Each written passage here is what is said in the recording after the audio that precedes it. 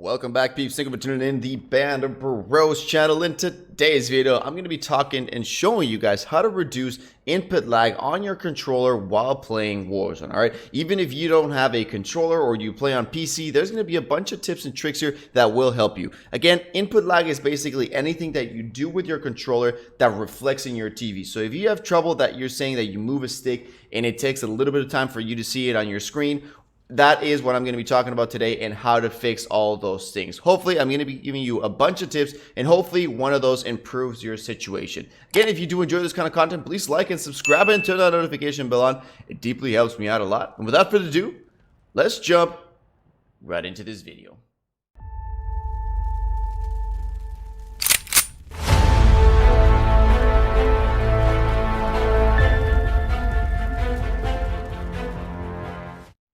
So starting off, we are going to go into the settings, which is going to be the easiest things to change in Call of Duty, all right? You do want to jump into a private match to set this up, and I'm going to show you what it is. So a lot of you guys have heard about Deadzone. What is Deadzone? Deadzone is basically a small area around the game's controller thumbstick that doesn't respond to stick movement. Deadzones are built into games so that old controllers with slightly worn out sticks will not cause movement when the controller is sitting still. So I don't know if you guys have this problem, but maybe with older controllers, you're not doing anything and your screen is moving, right? It's moving a little bit. That is basically, it depends on how much you use your controller when these sticks are worn out. So do not listen to people when they say these are the best settings, use this Deadzone, because Deadzones are very specific to each player and to your controller and how much you use your controller, all right? So I'm going to be showing you how to find the perfect Deadzone for you. So you're going to go ahead into the options, jump into the controller section of it, and go to, first you're going to go to horizontal stick sensitivity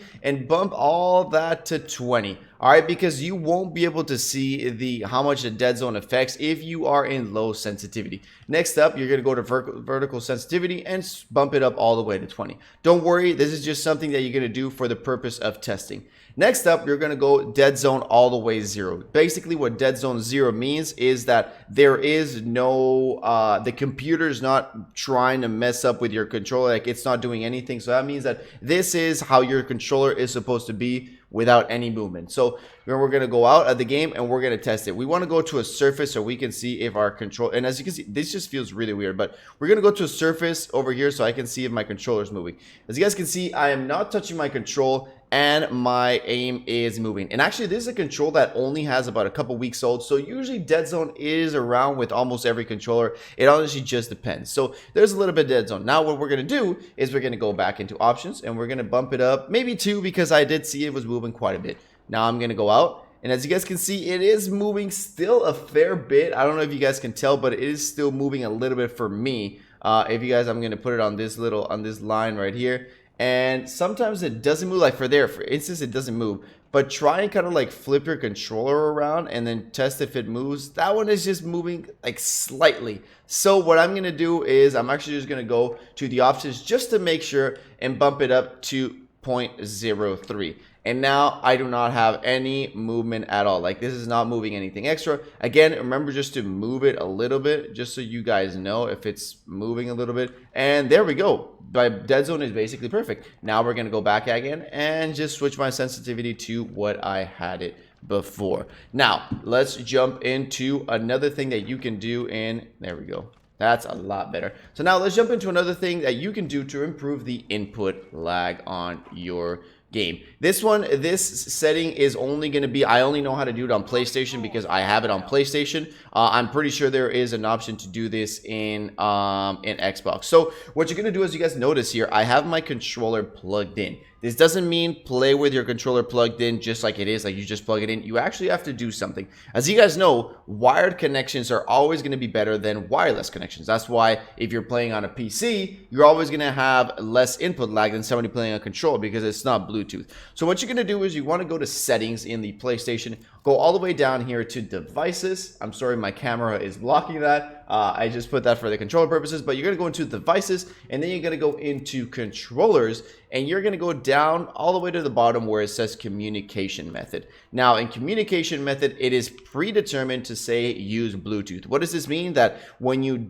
even if you disconnected or connected, it's going to be communicating, your controller is going to be communicating to your PlayStation using Bluetooth. Obviously, this means there could be a little bit of input lag. So what you want to do is you want to have almost no input lag. You want to go and select a USB cable. Use USB cable. What does this mean? That when you plug in your controller, this is no longer using Bluetooth. It is actually communicating through the USB cable. And you're going to know if it works because if I unplug it, right here, as you guys can see, DualShock 4 disconnected and my controller is off. I'm going to need to click it over here to turn it back on. And once it does that, my controller is back on, but now it's not connected. So now if we grab the cable and we're going to go ahead and plug that right in there. There we go. As you guys can see, my little thing comes up and it actually says the controller is connected with a little USB sign that it says right there. So that is something that I know how to do in PlayStation. I'm pretty sure that Xbox can do the same. But if you do have it, this is really, really important to do. Remember, it's not just plugging the USB. You actually need to go into the settings to change this up a little bit. Now, let's talk about the other things that you can change that are not within the settings of the Call of Duty world, right? What are the things that you can change? So one of them is going to be change, if you're playing on a TV, change the TV to game mode. What does this do? TVs were never meant to be in the gaming area. They're always meant to be for watching movies, for watching films. So what does this mean? This means that it has better picture quality, but it's not as responsive to inputs from your controller because it doesn't need it. So what game mode actually does is it reduces the picture quality so it looks a little bit worse, but it improves the responsive inputs from your controller. So that is basically why it's always good to change your TV to game mode. Next up, we're going to talk about buying or having 1ms response time monitor. So what does response time mean? All right. And again, this all entails input lag. It's just not one small thing. That's why I'm going over everything. So 1ms is the response time for your monitor or for your TV. Usually TVs do not have a below 5ms response time, which is why if you really want to play with no input lag, I suggest you getting a monitor. Anything below 5ms is usually pretty good and you're not going to be detecting that much input lag. Obviously 1ms is going to be the best. So the response time plays a really important role in refresh rates. So what response time is the time that it takes for a pixel to change colors. That matters for fast-paced visuals. Like if we're playing Call of Duty, obviously there's fast-paced visuals with colors changing frequently. So where higher refresh rates and faster pixel response times reduce and ideally eliminate the ghosted visuals. So when slower tech is used, for example, in a high-paced action sequence, there may be trailing images left on the screen that result in softer or even blurred visuals. So what does this mean? If you're playing Call of Duty, a game that is action-packed, all these things flying around, if you don't have a screen that can basically change color of what the game is asking for the screen to do, you are going to notice that with your eyes. So you can be turning to the left and right and you're going to see like some blurred images and you're going to see things that are affecting visually with what you play. So that's why if you really want no input lag, it is always better to go ahead and get yourself a monitor. Remember, always below the 5ms. Now let's talk about the refresh rate. What is the refresh rate? So the refresh rate for the monitor reflects the maximum rate at which the display can change the visuals.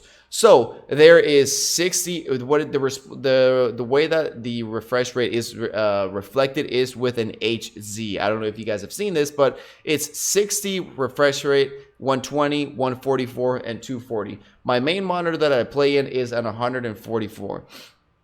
So what does this mean? This means that whatever happens on the screen depends on the frame rate of the output. So for example, if you're playing, again, we're playing Call of Duty, right? This is the game we're talking about. Usually you want to have, 100 FPS or higher, or you're within those high FPS ranges. A higher refresh rate screen will help the screen keep pace with the high twitch inputs of the players and translate them into super smooth action.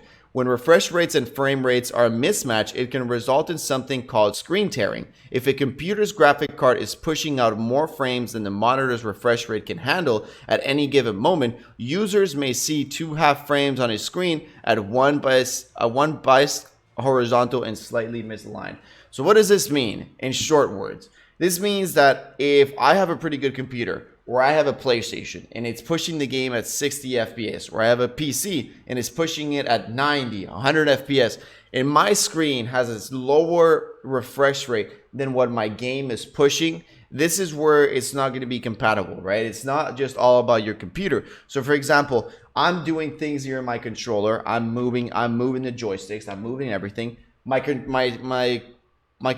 computer or my console is processing it. It's processing all those movements. Now, depending on the frame rate, that response is going to send it to the TV. And if the TV doesn't have enough refresh rate, which means that it's refreshing the screen over and over and over with all those inputs that you're sending it, you are going to see a delayed response in your screen if the screen is not optimized to handle all those things. So usually what I recommend, especially if you're playing Warzone and you want it to be really, really smooth, 144 Hertz is basically, it's not the best. The best that you can get is 240, but 144 is basically the best for what we have right now. You wouldn't really need a 240 right now. With the 144, I would say you would be set for almost, for pretty much anything. So again, let's recap over those points. Go ahead and switch your Deadzone. Remember the way I showed you, Deadzone will affect your input lag. Use the controller with USB and change it to prioritize that. Change your TV to game mode. Try getting a monitor that is less than 5 ms, ideally a 1 ms response time,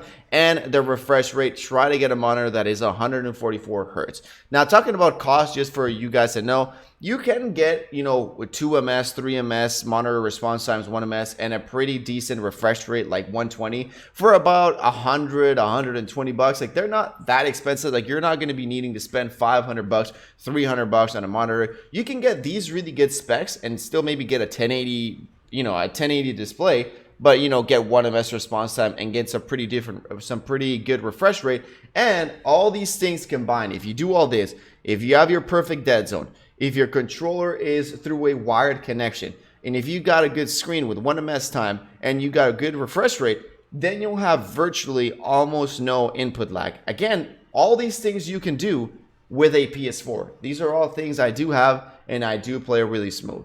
If you guys have any other tips and tricks that you guys would like to add, please comment them down below in the comment section. I would deeply appreciate it. And if you did enjoy this kind of video, please like and subscribe and turn that notification bell on. It deeply helps me out a lot. Thank you, everybody, for tuning in. Appreciate it. Enjoy the rest of your day.